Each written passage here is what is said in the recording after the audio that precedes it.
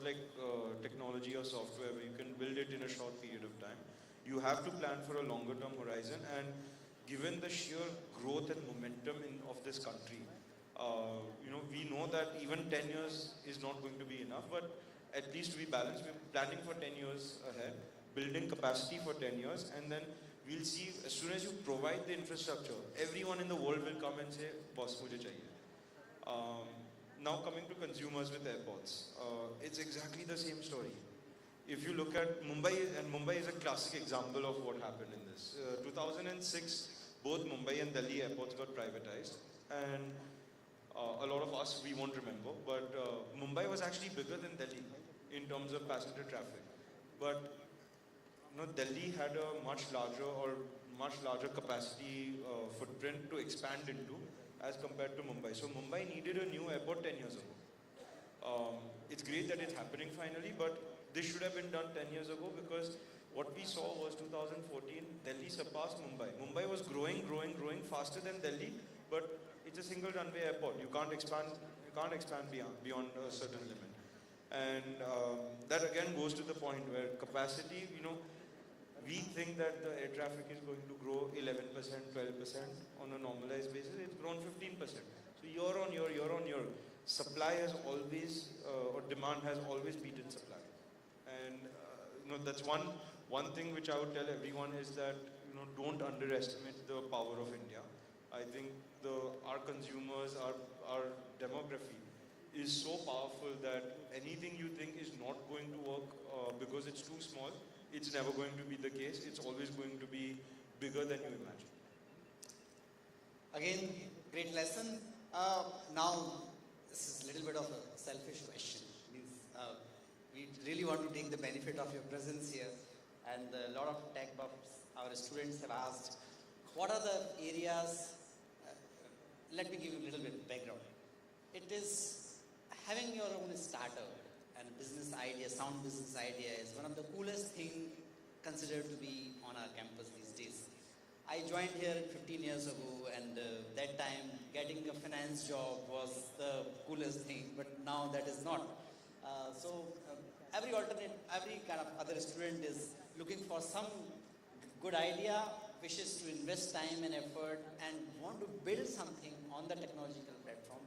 By the time they are here, not like when they go out and that time they will start it. So our incubation center is getting a lot of application these days.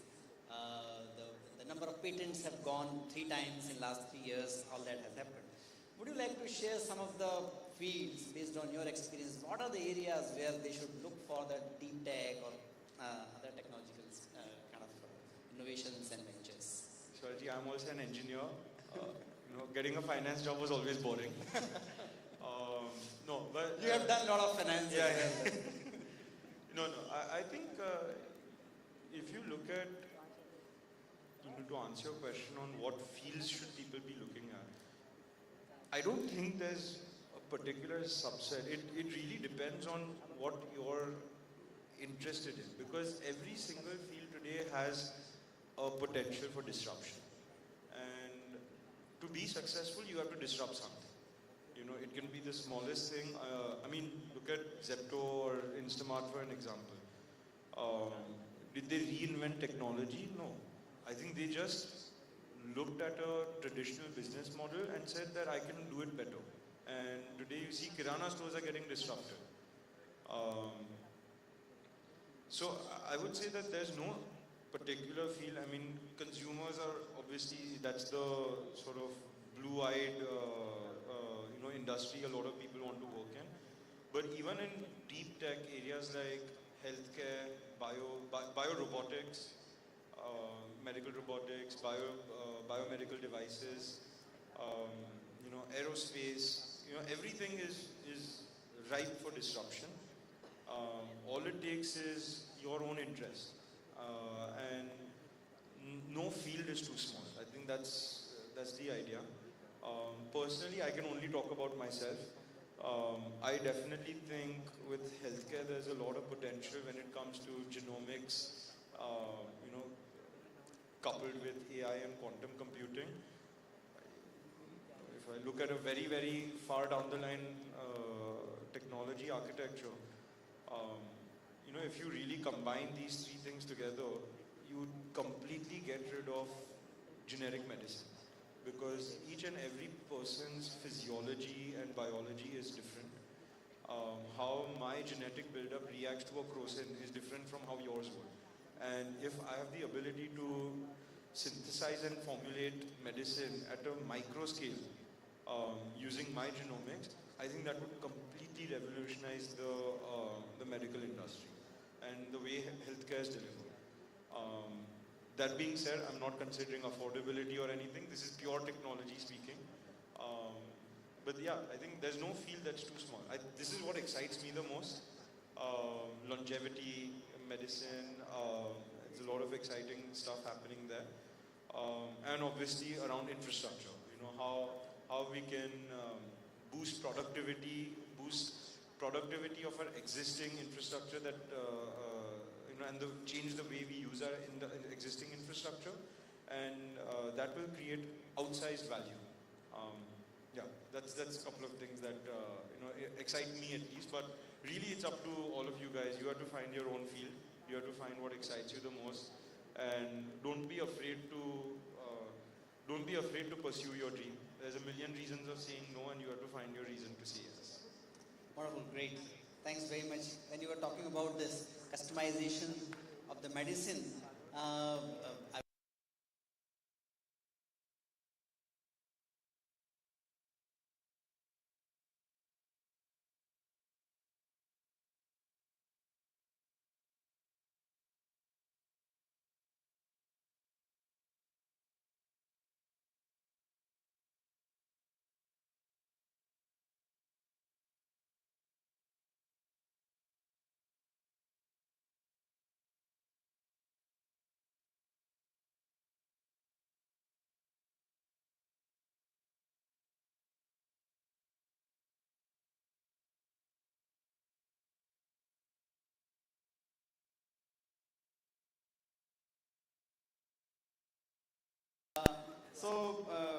great. I would like to kind of have some words and hear from you about the inspiration from.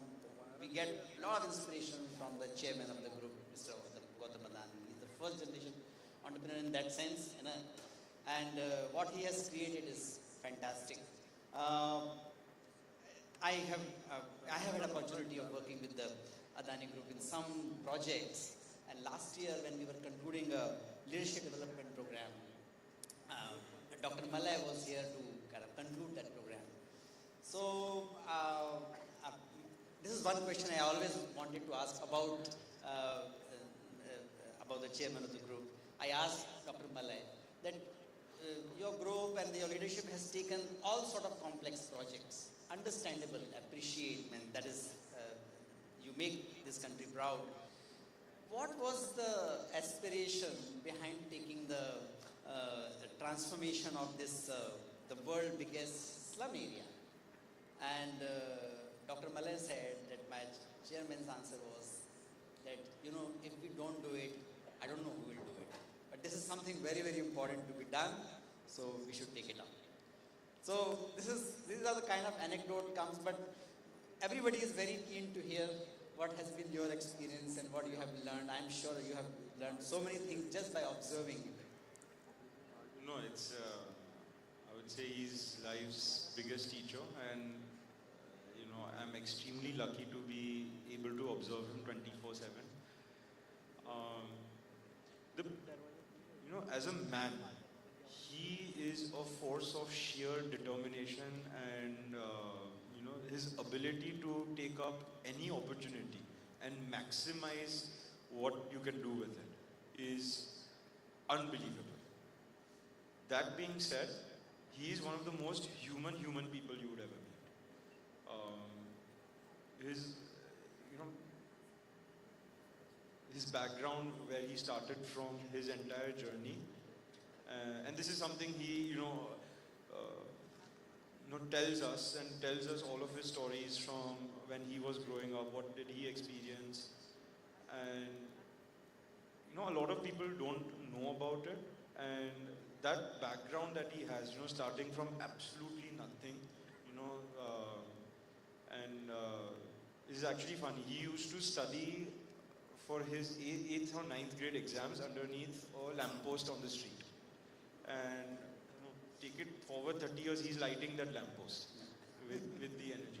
And it's that journey that he's come from that allows him to connect to every single person that he would meet. Be it a CEO of a multinational to a peon he would meet at a government office, because he has been there, he has done that, and that's something that he teaches us, that today whatever you may think you have accomplished, yes, be proud of it, but never let it boost your ego. At the end of the day, we are all humans. We have a lot to learn from every single person we meet, and that is one of his biggest lessons to all of us. From a professional note, he's the hardest boss you would ever have. Okay. He's an absolute taskmaster, and he expects everyone to perform at their most, because he himself is so passionate about everything that he does. The last thing that he would ever tolerate is sort of half-heartedness. नहीं करना है तो मत करो, करना है तो full 100% डाल के करना है. And that's what makes life interesting. So every single thing that I have taken up in my professional journey, it's always been fun because I have the biggest supporter in him. If anything goes wrong, I go to him for advice, and he will show me the way out. And no day goes by where I don't learn anything. The one thing that inspires me about him is similar to the story that you've taken. Is simple. If any opportunity comes by, he would never say no, because his basic sort of fallback mechanism is कि क्यों नहीं कर सकते. He takes everything up as a challenge, and that's so inspiring to see, because growing up, going abroad for studying, like I said, we'll find a million reasons to say no to something, but changing your attitude and your mindset to how do we make it possible, rather than always thinking why it's not possible. I think that's the biggest inspiration that I've ever gotten from. Great. You have a legacy to live by. Were there any challenges in your journey, in the professional journey, and how you have handled that? That is also something very interesting. 100%. I think one of the biggest challenges, and it's a professional, personal challenge mixed together. It's a professional and personal challenge mixed together. I mean, last year, with the Hindenburg report that came out and all the aftermath of that, it again taught us resilience, how to remain close-knit and again take up everything and bounce back fighting rather than trying to play victim. Besides that, one of my biggest challenges has been with people.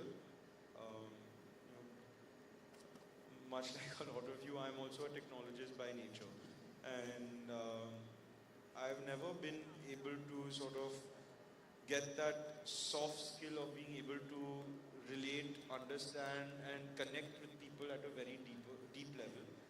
And this is something that I've worked on over the past couple of years to, to start with, to get off my phone and not always be on my phone, but jokes aside, to be humble, understanding, asking questions about people's lives, and that connect when you make with your own team. The strength that you get is that of a team. You don't get individual strength ke chhati faad ke maine ye kar liya. It's that we as a team came together and we all depended on each other to be able to solve challenges. And I think that's something that I've been able to develop over the past 4-5 years. Great. So very important thing about the people skill is that we can never master it. And the most skilled people were the most humble people. Will always say, who are always mesmerized with the depth of the human nature. So that's so wonderful talking to you. I think our Tanya is here indicating that it is lot many.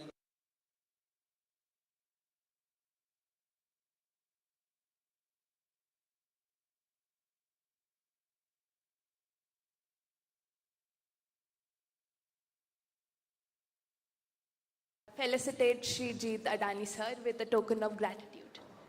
And just wanted to also say, wish my best for the Tech Fest. And it's very inspiring to see everything.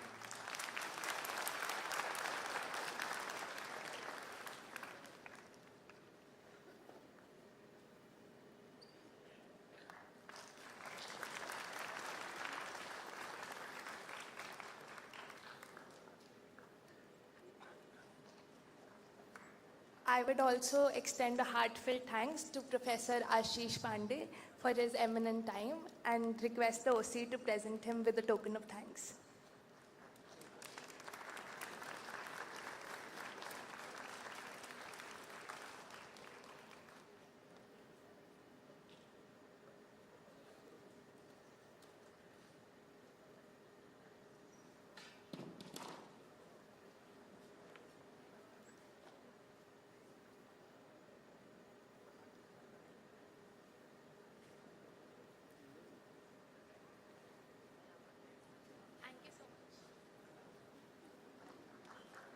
Thank you so much everyone for your time.